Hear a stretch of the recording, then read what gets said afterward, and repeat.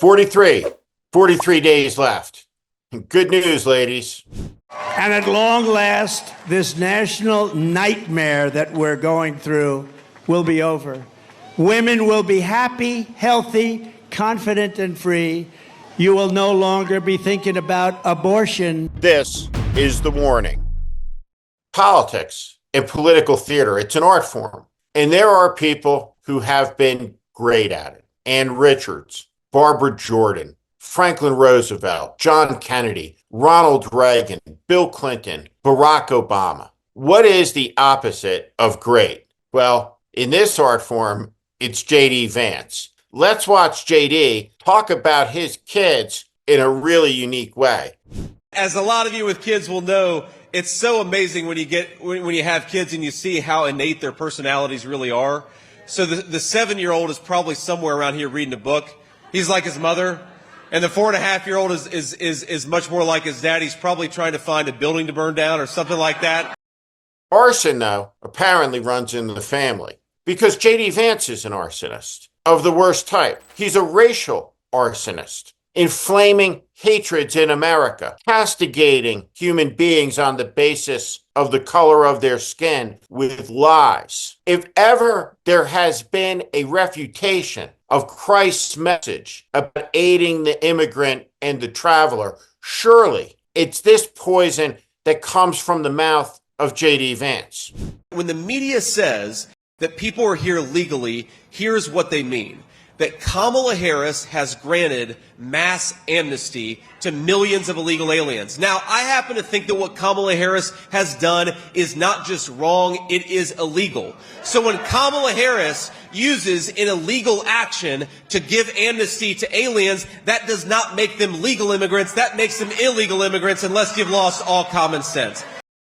Remember, the immigrants in Springfield, Ohio are there legally. Legally, legally. They are not in the country illegally, like many of the illegals that were employed at the Mar-a-Lago Club or at Trump's golf courses. These people are in the country legally, and maybe one day one of their kids will graduate West Point, and maybe one day will be a United States senator.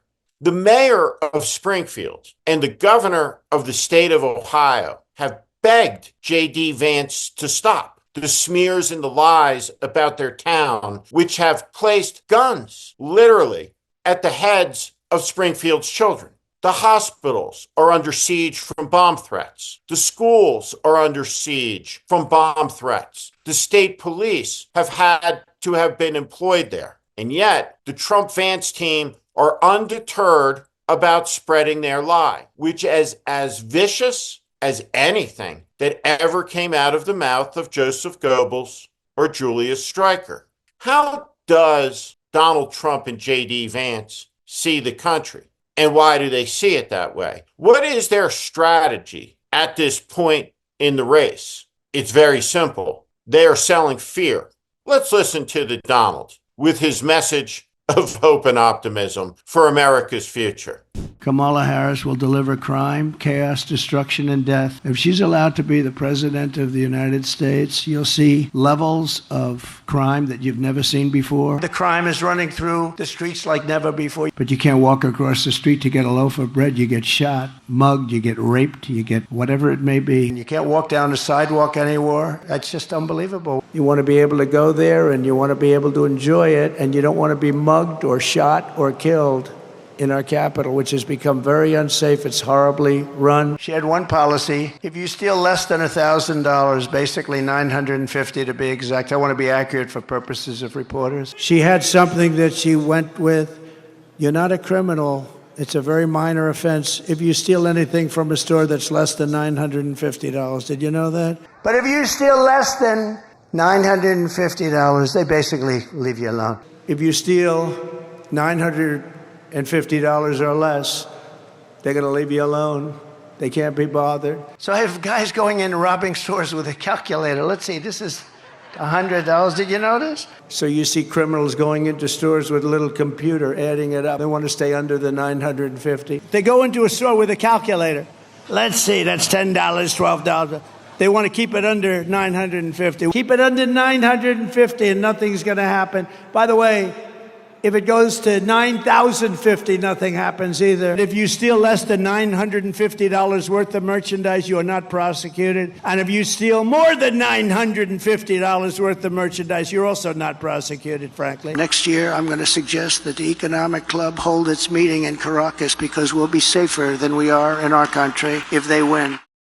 It's not a reflection of America, of the thousands of civic organizations meeting, of football teams practicing, field hockey teams scrimmaging. That's what's going on out there.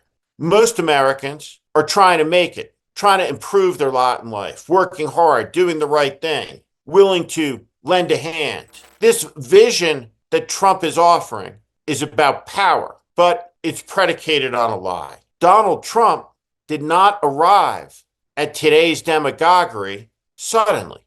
This moment of unhinged wackiness has been prefaced by a spiral that has gone on for months. In the span of a few weeks, these aren't events that occurred years ago. Donald Trump has desecrated the Ground Zero site by traveling there with the conspiracy loon, Laura Loomer, who says it was an inside job. That was fresh off his desecration at Arlington National Cemetery, where he pissed all over America's most hallowed ground. In between, there was the disaster of his debate performance, a second assassination attempt, and a growing darkness. His vice presidential pick is an astonishment, literally admitting to making up a story about pets being eaten in a town that has caused chaos, like some sort of movie or HBO or after school special. I don't know what you would call it, but it's madness. And in the end, that's what Trump and J.D. Vance stand for and represent.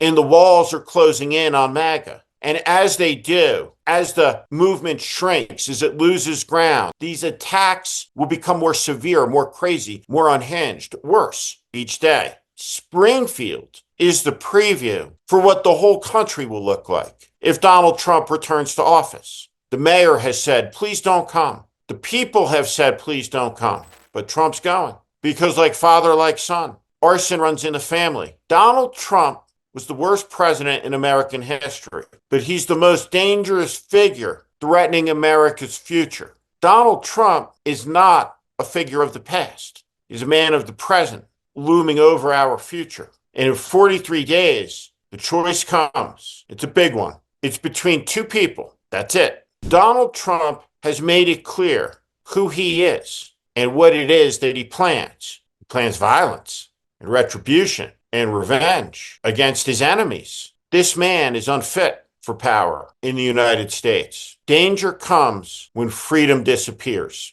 And only a soft and stupid people would ever give the power to a man as menacing as this one and this one. If you care about liberty, vote for Kamala Harris. And that is The Warning.